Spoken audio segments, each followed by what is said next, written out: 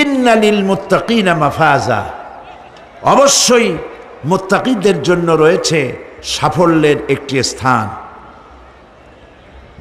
হাদাইকা ওয়া আনাবা ওয়া কাওয়াইবা আতরাবা, বাগবাগিচা, আঙ্গুর, নবযৌবনা সমবয়সী তরুণীবৃন্দ এবং রয়েছে উচ্ছ্বসিত পান পাত্র। লা ইয়াসমাউনা ফিহা লাগওয়ান ওয়ালা কিযাবা, সেখানে তারা কোনো আজে বাজে মিথ্যে কথা শুনতে পাবে না। জাযাআম মির রাব্বিকা আতাআন হিসাবা, তোমাদের রবের পক্ষ থেকে এছাড়াও রয়েছে যথেষ্ট প্রতিদান এবং পুরস্কার। রব্বিস সামাওয়াতি ওয়াল আরদি ওয়া মা বাইনাহুমার রাহমান লা ইয়ামলিকুনা মিনহু খিতাবা, এসব পুরস্কার রয়েছে তোমাদের সেই রবের পক্ষ থেকে যিনি আকাশ আর জমিনের আর এর মধ্যস্থিত সব কিছুর মালিক, যার সামনে কথা বলার সাহস কারো থাকবে না। এটা হলো যে আমার তেলাওয়াতকৃত আয়াতের শাব্দিক তরজমা। এখন আমরা ব্যাখ্যার দিকে যাব। কোরআনে কারিমে আল্লাহ পাক যেখানেই নিজের নাম বলেছেন জব্বার, কাহ্হার, সেখানেই আল্লাহ পাক নিজের নামের পরিচয় দিয়েছেন রহমান, রহিম, পরপরই বলেছেন যাতে বান্দারা ঘাবড়ে না যায়। যেখানেই বলেছেন জাহান্নামের কথা, সাথে সাথেই আবার আল্লাহ পাক বলেছেন জান্নাতের কথা। যেখানেই বলেছেন আযাবের কথা, সাথে সাথেই বলেছেন রহমতের কথা। সুবহানাল্লাহ বলবেন না? আল্লাহ পাক বলছেন আমি মুত্তাকিদের জন্য বিরাট সাফল্য রেখেছি। মূল সাফল্য কিন্তু পৃথিবীতে না, আসল সাফল্যের জায়গা কোথায়? পরকালে। বলেন আসল সাফল্য কোথায়? পরকালে।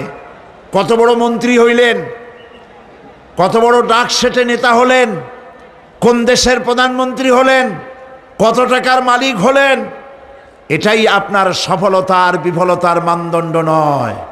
আসল সাফল্যের মানদণ্ড কিয়ামতের দিন আল্লাহ রাব্বুল আলামিন আপনার সাথে কি ব্যবহার করবেন, ওটার উপরই সফলতা নির্ভর করবে, বিফলতা নির্ভর করবে। প্রিয় ভাই সব, কিয়ামতের সাফল্য শুধুমাত্র মুত্তাকিদের জন্য। কাদের জন্য বলুন? মুত্তাকিদের জন্য। আরবি ভাষায় তাকওয়া বলে একটি শব্দ আছে। এই তাকওয়া শব্দের অর্থ হচ্ছে বিরত থাকা, বেঁচে চলা, সতর্ক হওয়া এবং সাবধানে চলাফেরা করা, এটার নামই হচ্ছে তাকওয়া। একটিমাত্র জিনিস যদি মানুষের মধ্যে থাকে, সে মানুষটি ফেরেশতার চাইতে বেশি মর্যাদা সম্পন্ন হয়ে যায়, আর ওই জিনিসটি না থাকলে পরে শয়তানের চাইতে লোকটি নিকৃষ্ট হয়ে যায়। বলেন তো জিনিসটার নাম কি? তাকওয়া। বলেন না নাম কি? তাকওয়া। এই তাকওয়া দিয়েই, এই তাকওয়া যার ভিতরে সৃষ্টি হয়, সে ভালো কাজ করার জন্য উৎসাহিত হতে পারে। এই জন্য আল্লাহ রাব্বুল আলামিন বলেছেন ফাত্তাকুল্লাহা মাস্তাতাতুম, আল্লাহ পাককে ভয় করো, যতটা ভয় করা সম্ভব অতটাই ভয় করো। প্রিয় ভাই সব, আল্লাহরে ভয় করুন। যারা ব্যবসায়ী, ওজনে কম দিয়া প্রতিদিন 5 গ্রাম, আগে তো 6 টাকা বলতাম আমরা, এখন কি বলে? গ্রাম, 20 গ্রাম, 14 গ্রাম।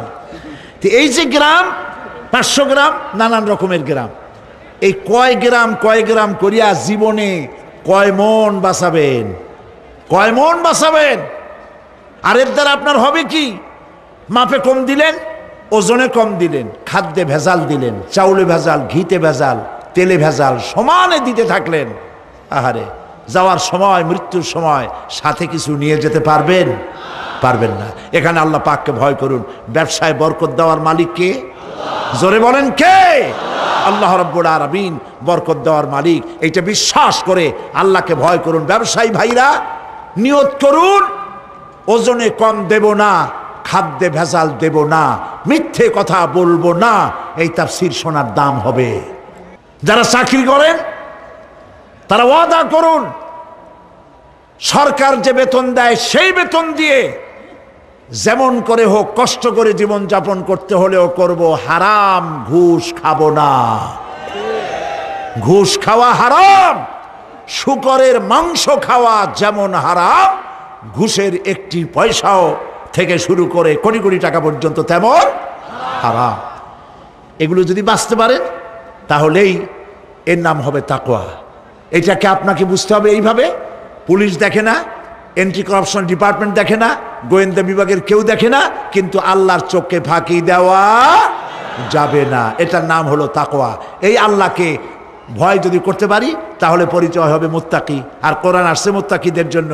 ইবাদত করলে পরে তাকওয়ার সৃষ্টি হবে, রোজা রাখলে পরে তাকওয়ার সৃষ্টি হবে। আল্লাহকে ভয় করাটার নামই হলো তাকওয়া।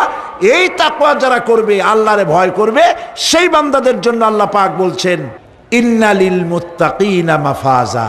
এই মুত্তাকিদের জন্যই রয়েছে বিরাট সাফল্য কিয়ামতের দিন। সুবহানাল্লাহ। আল্লাহ পাক এদেরকে জান্নাত দিবেন। কি দিবেন বলেন? এমন এক জান্নাত দিবেন, কোরআনে কারীমের মধ্যে আল্লাহ পাক এই পৃথিবীর বুকে যারা আরামের টাটকা সুখগুলি, আরামগুলি যারা বর্জন করে আল্লাহ রাব্বুল আলামিনকে বিশ্বাস করে যারা জীবন পরিচালনা করেছে, আল্লাহ পাক তাদের জন্য জান্নাত রেখেছেন। এবং তাদের জন্য বলছেন সাবিকু ইলা মাগফিরাতিম মির রাব্বিকুম ওয়া জান্নাতিন আরদুহা কাআরদিস সামাই ওয়াল আরদ উইদ্দাত লিল্লাযীনা আমানু বিল্লাহি ওয়া রাসূলিহি। আল্লাহ পাক বলেন প্রতিযোগিতা করো আল্লাহর মাগফিরাত কামনার জন্য আর জান্নাতে যাওয়ার জন্য প্রতিযোগিতা করো। আল্লাহর রহমত পাওয়ার জন্য সৎ কাজের প্রতিযোগিতা করো, তাহলে আল্লাহ রাব্বুল আলামিন তোমাদেরকে ক্ষমা করবেন আর তোমাদের জন্য এমন জান্নাত দিবেন যেই জান্নাত আকাশের বিশালতার জমিনের বিশালতার মতো। এ বিরাট জান্নাত তোমাদেরকে দিবেন। এই জান্নাত চিরস্থায়ী সুখ এবং শান্তির জায়গা হবে। মাসালুল জান্নাতিল্লাতী উইদাল মুত্তাকুন ফিহা আনহারুম মিন মাইন গায়রি আসিনিন ওয়া আনহারুম মিন লাবানিন লাম ইয়াতাগায়্যার তা'আমুহু। আল্লাহ পাক বলছেন জান্নাত আল্লাহ পাক ওয়াদা করেছেন মুত্তাকিদের জন্য। আল্লাহ পাক জান্নাত দিবেন যে জান্নাতের ভেতরে রয়েছে মধুর প্রস্রবণ, রয়েছে দুধের প্রস্রবণ, রয়েছে সেখানে স্বচ্ছ পানীয় পানির প্রস্রবণ রয়েছে। এই সুন্দর জান্নাত, ঝর্ণা ধারা আল্লাহ পাক সৃষ্টি করেছেন, বাগ বাগিচা দিয়ে ভরে রেখেছেন জান্নাত। সেই জান্নাত হবে এয়ার কন্ডিশন, রৌদ্রের তাপ হবে না সেখানে, রৌদ্রের খরতাপ হবে না সেখানে, ঠান্ডার প্রচণ্ডতা থাকবে না। কিরকম হবে জায়গাটা? আল্লাহ পাক বলছেন মুত্তাকিনা আলাল আরাইকি লা ইয়ারাউনা ফিহা শামসান ওয়ালা জামহারিরা ওয়া দানিয়াতান আলাইহিম যিলালুহা ওয়া যুল্লিলাত কুতুফুহা তাযলিলা। আল্লাহ পাক এমন জান্নাত রেখেছেন, সেই আল্লাহ পাক সেই জান্নাতের ভিতরে জান্নাতীরা ঠেস লাগায়া মুখোমুখি অবস্থায় তারা সেখানে বসবে।